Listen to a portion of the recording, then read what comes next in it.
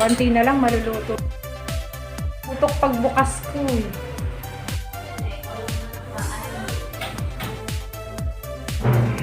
Welcome to LuvLiNes.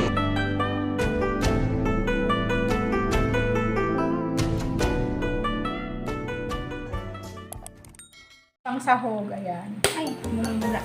Mag-bubbles. Spirit ng Sprite. Lambot ng bote. Ito yung panglagay sa shrimps.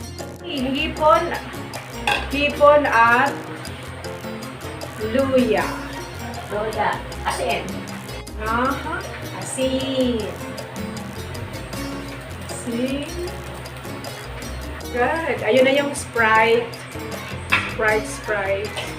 Hipon, luya, asin. Tap ka na pag nabidyohan. Sige na, tap ka na po.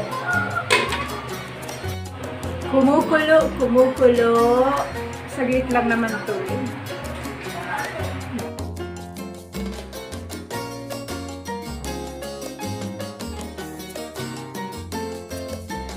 Halo-haloin ang sandok.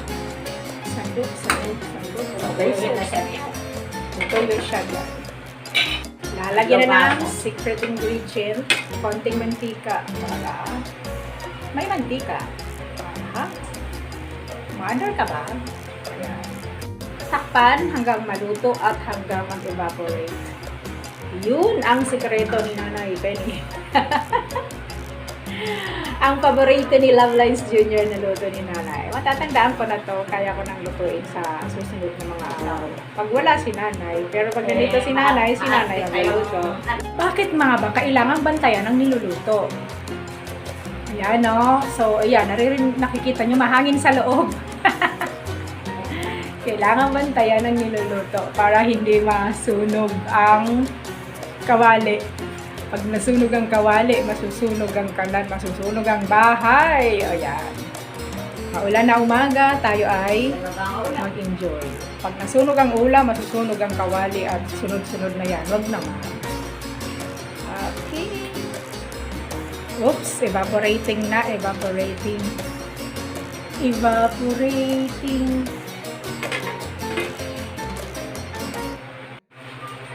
Aha. Dito na. Konti na lang maluluto na siya. Hanggang mag-evaporate na. Almost dry na. Lagyan ng mantika.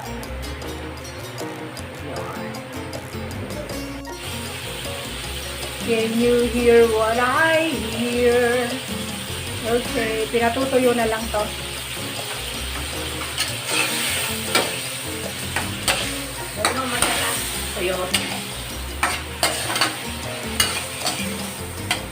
Ayan, nagmantiks na.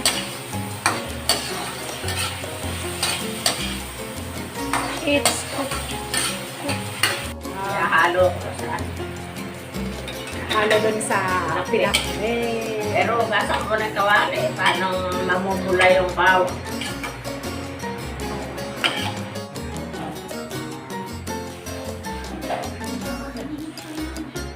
So that's all for now.